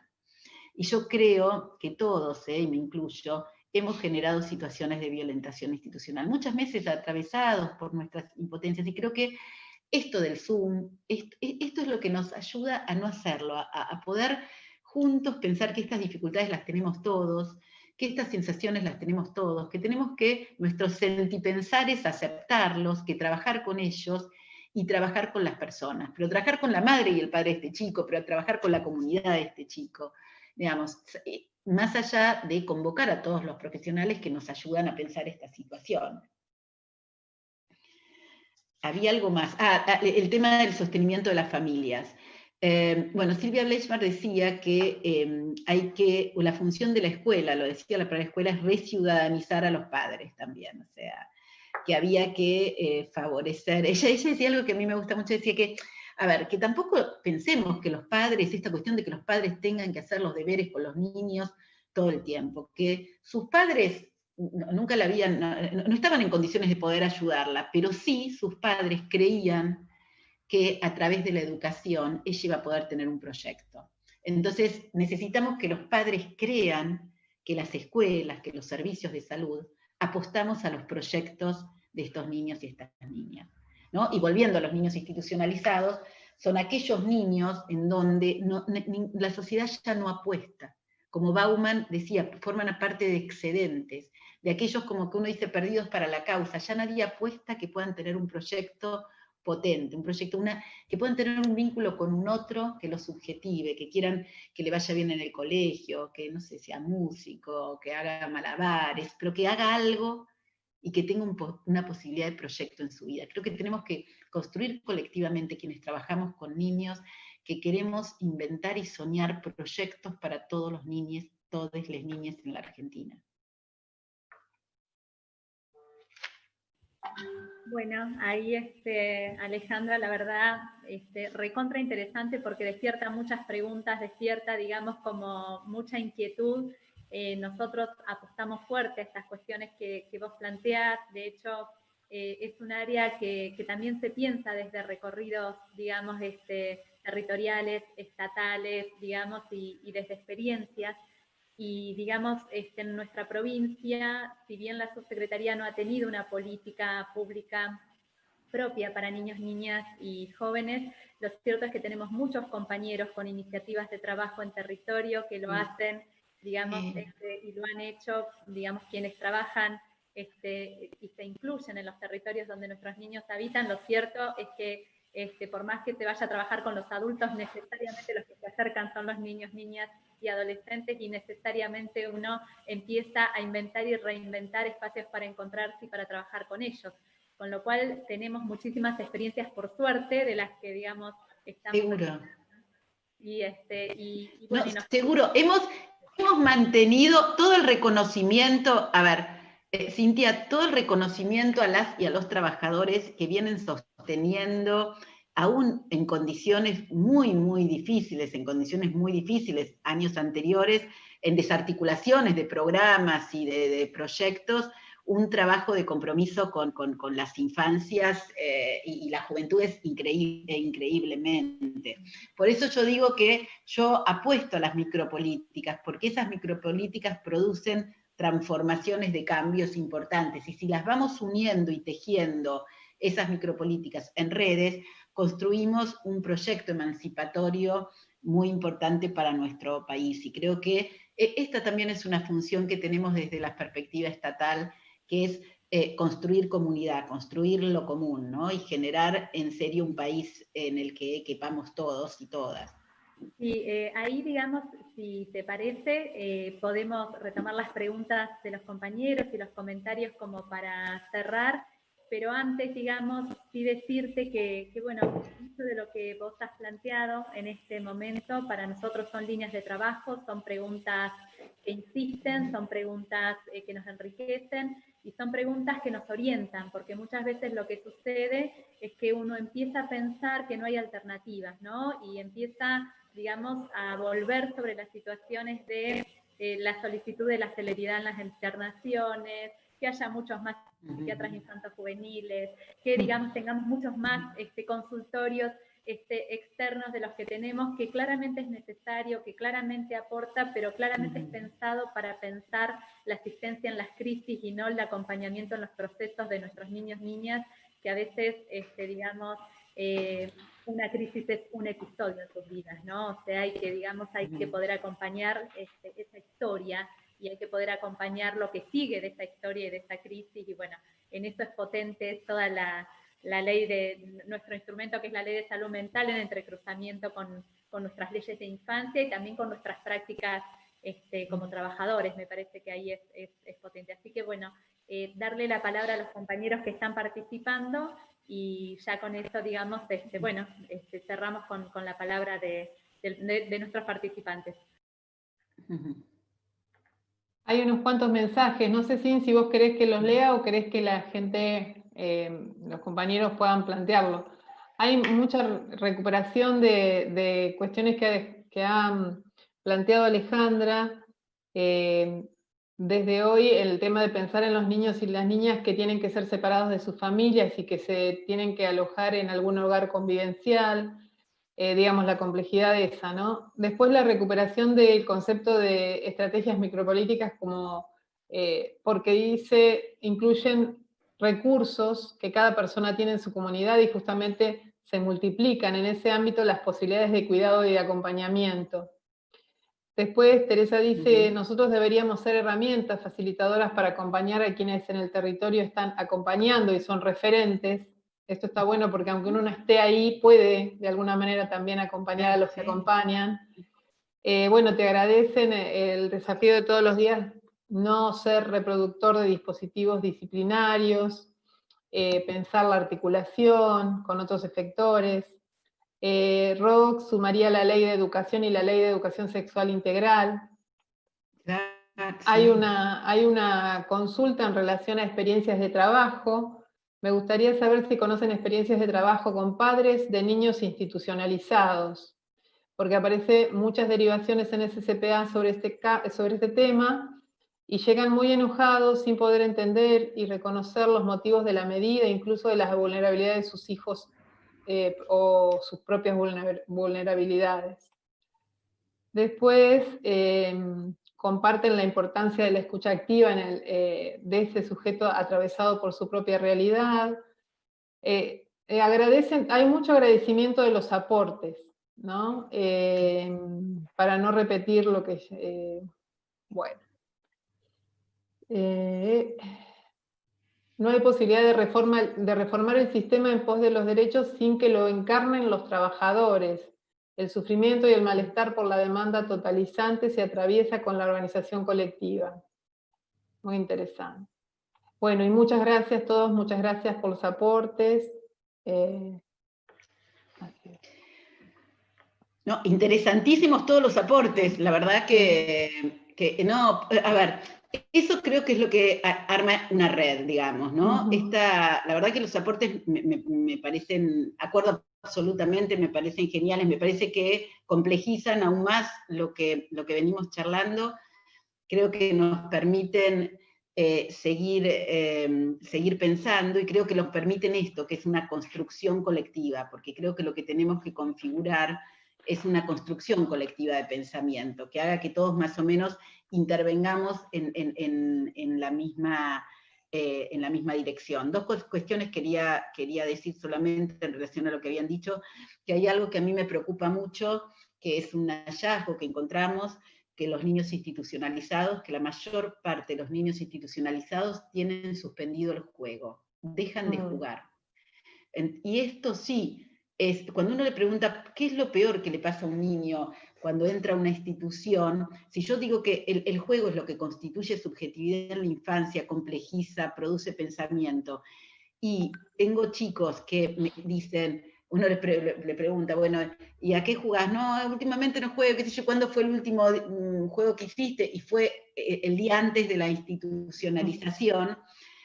A uno se empieza a preguntar por esta situación. Ahí creo que una de las cuestiones que me parece que desde los equipos de salud mental podríamos hacer es acompañar a los consejos zonales, locales, al modo que piensan las intervenciones, ¿no? Porque a veces también digo, yo últimamente hasta veo, digamos, equipos que toman decisiones sin ni siquiera haber escuchado ni visto al niño, ni aún más visto a la madre o escuchado a la madre o al padre.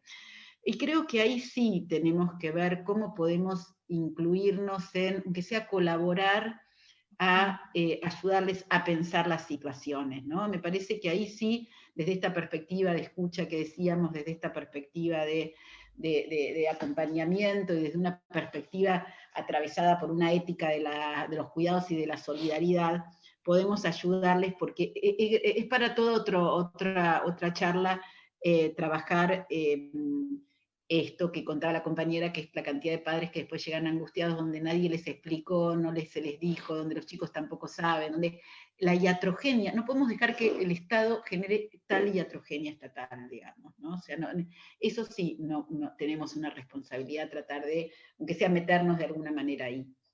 Pero igual súper interesantes y los aportes para seguir trabajando, ¿no? Ahí, Alejandra, te hago un paréntesis porque una de las cosas que nosotros tenemos, digamos, como acuerdo de trabajo también con el organismo va en este sentido que señalabas recién, poder dialogar de salud mental, y la verdad que... Tienen una sin... Ahí no se escuchó, Alejandra. No, que tienen una tarea increíblemente difícil y potente, Cintia y todo el equipo. Y todos los compañeros y compañeras. Todos los compañeros y compañeras, y también los de la red, porque estamos sumando muchos compañeros de nuestra red que tienen mucha experiencia y queremos sumarlos, y bueno, de a poquito lo vamos también generando los encuentros y generando los espacios. Sí. Quería eso que decís, sin recuperar, para también nombrar los compañeros, las localidades presentes. Una cosita que me había quedado, me parece que es interesantísimo, el tema de acompañarnos en la integralidad del Estado, entiendo yo, aunque uno sea salud, otro sea desarrollo, uno trabaja en una cosa y otro en otro, pero digamos, el niño con el que uno interviene o la niña es el mismo, entonces tenemos que pensarlo como Estado integral. También en las conceptualizaciones o en las representaciones por ahí más hegemónicas de los modelos de familia, ¿no? Porque uno espera o pretende y transmite un mandato en relación a cómo ser familia, cómo ser madre, cómo ser padre.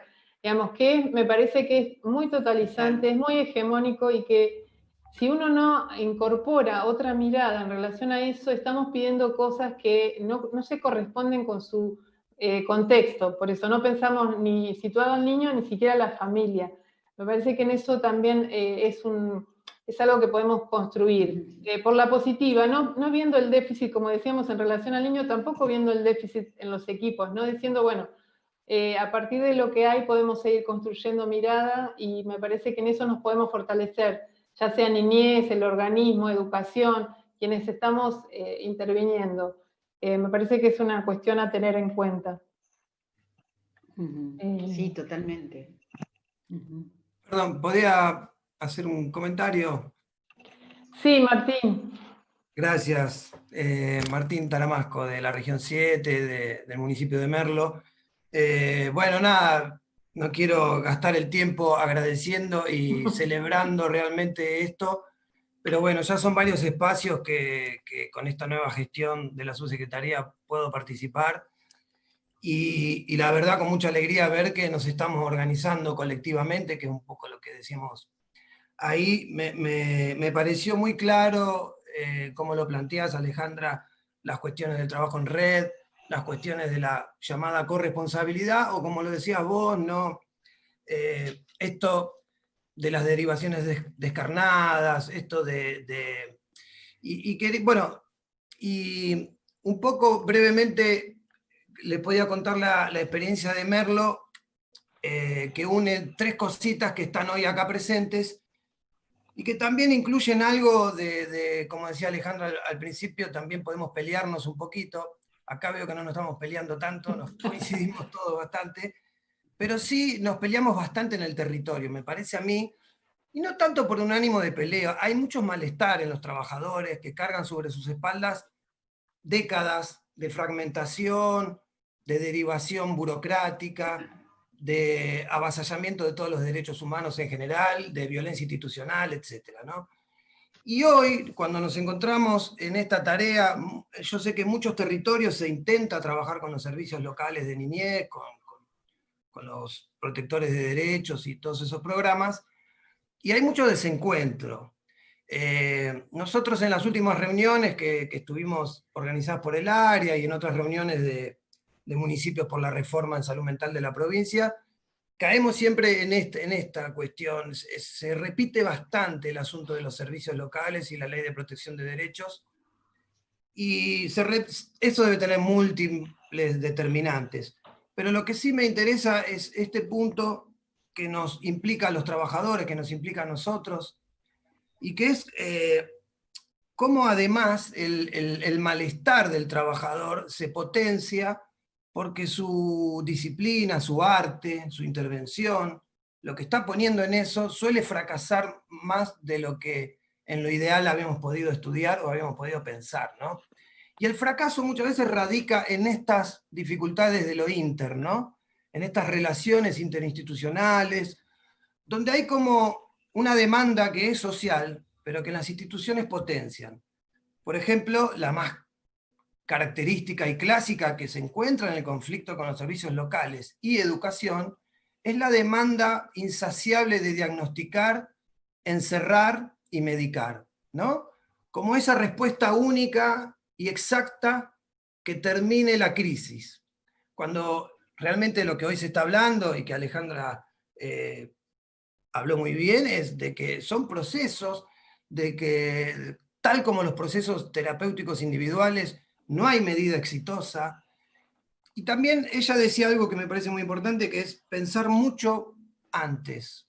Yo diría, primero hay que hacer, después pensar y volver a hacer.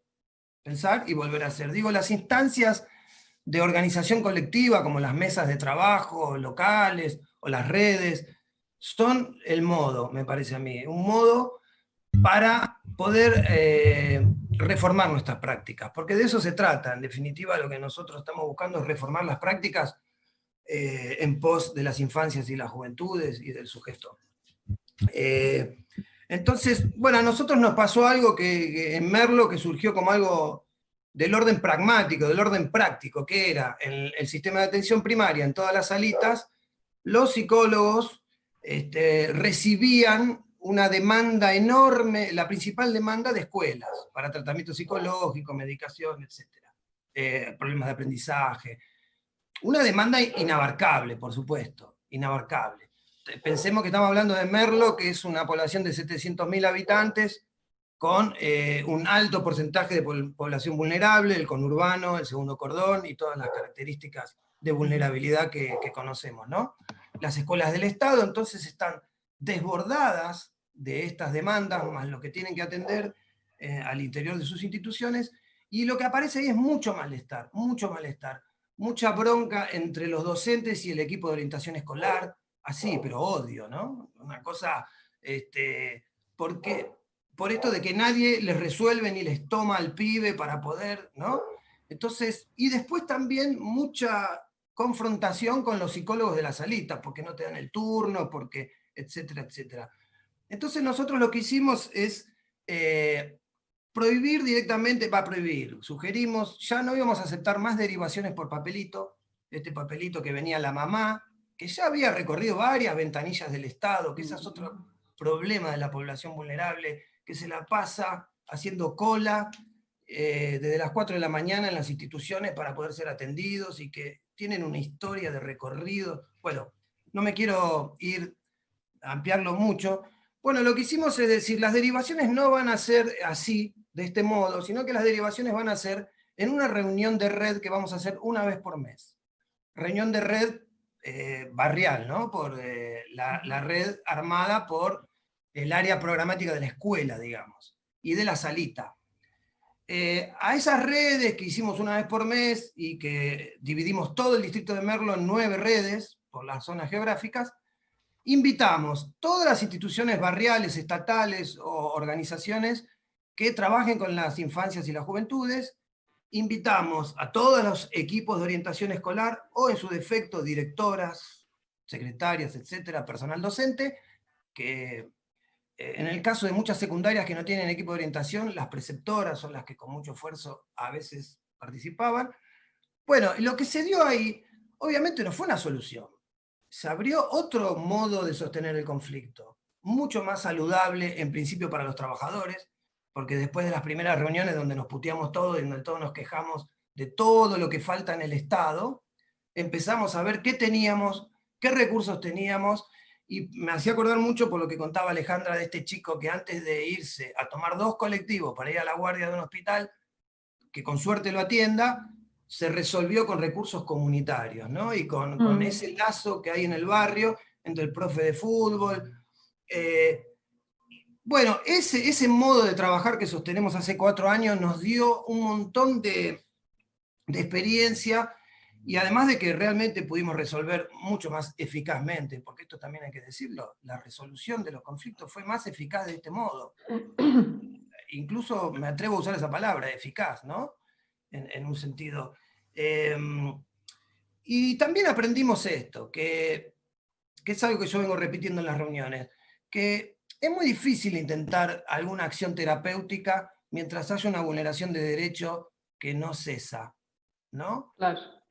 Nosotros no podemos atender a los chicos para que se adapten a la violencia que está siendo ejercida sobre ellos, para que se adapten a ser objetos de la perversión o de la violencia de otros, ¿no? De adultos, etc. Entonces, o de instituciones a veces.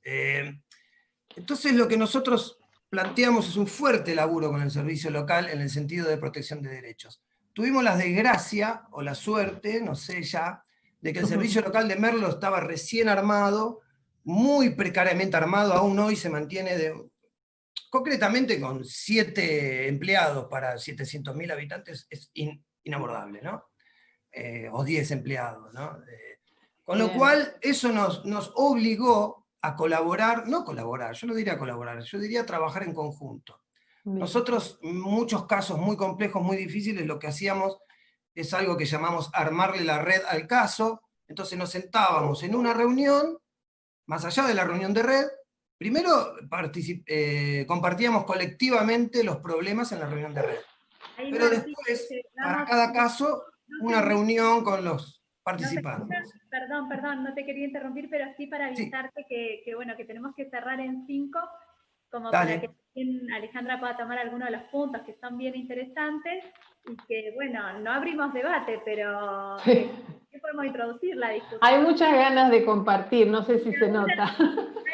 Hay muchos que están escribiendo también, y da pena porque es re interesante. Lo que está contando Martín es sumamente interesante, y la verdad que han armado un trabajo que la idea es justamente compartirlo y hacer una síntesis y poder socializarlo. Pero bueno, todos no podemos.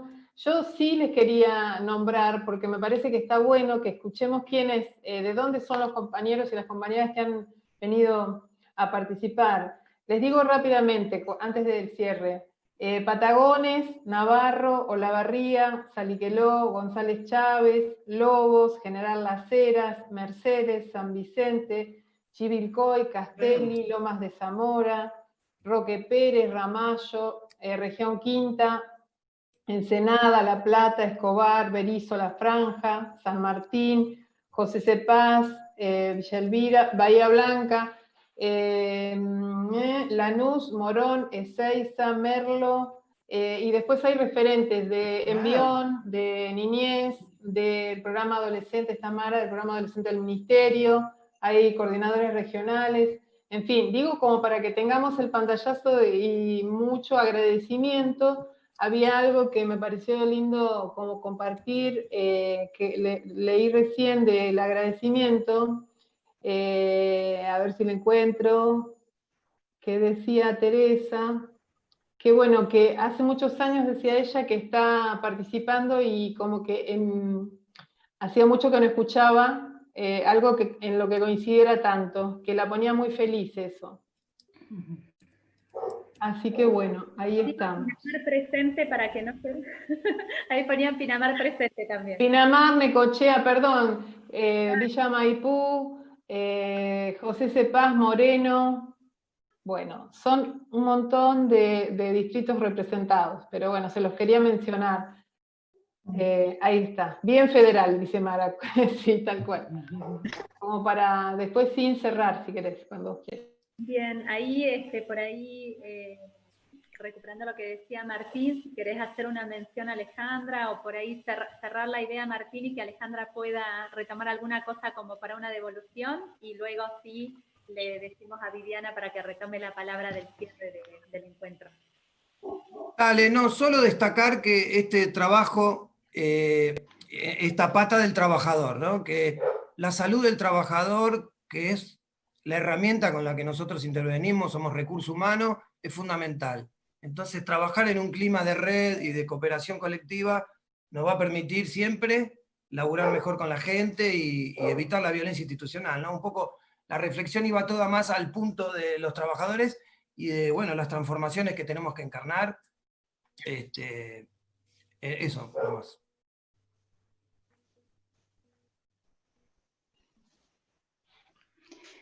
Alejandra. No, yo la verdad que no, bueno, hermoso Martín, hermosa la experiencia. Si yo estuviera trabajando hoy en territorio, me copiaría de tu idea de armarle al caso la red, o la red al caso, o sea, me pareció muy, muy interesante, hermoso. No, solo agradecer porque la oportunidad, la verdad, de conocer, aunque sea por Zoom y por pequeños cuadraditos, a colegas tan comprometidos de distintos lugares de la provincia, y que la riqueza de esta diversidad es lo que permite poder construir colectivamente. O sea que solamente agradecerles por este espacio. Yo me voy también aprendiendo un montón de cosas, la verdad que son más que interesantes los comentarios y los aportes. Creo que tienen un colectivo de investigadores, como de investigadores, digo yo, de la universidad, de trabajadores y trabajadoras en el marco de la provincia para hacer una importante transformación en estos años y acompañar una pospandemia que va a ser muy difícil. Así que muchas, muchas gracias, Cintia, Claudia y todo el equipo. Muchas, muchas gracias. Gracias a vos por participar. Bueno, en cadena de agradecimientos vamos a decir que la Subsecretaría de Salud Mental, Consumos Problemáticos y Violencias en el ámbito de la salud pública les da un infinito agradecimiento a la doctora Alejandra Barcaglia y al área de niñez, de infancias y juventudes de esta subsecretaría, con sus dos representantes, la licenciada Cintia Ramaciotti y la licenciada Claudia Saavedra. Ha sido un gusto para la institución dar inicio a este ciclo que va a tener un nuevo encuentro el próximo viernes 31 a las 15 horas por este mismo enlace. Muy buenas tardes y damos por concluido el primer conversatorio de infancias, juventudes y salud mental. Que tengan todos muy buenas tardes. Muchas gracias. Gracias. Muchas gracias. Chao, hasta luego. Un Chao. saludo a todos y todas. Gracias, Alejandra, y gracias a todos los compañeros que participaron. Muchas gracias. Chao, gracias. Chao, gracias. Gracias. Gracias.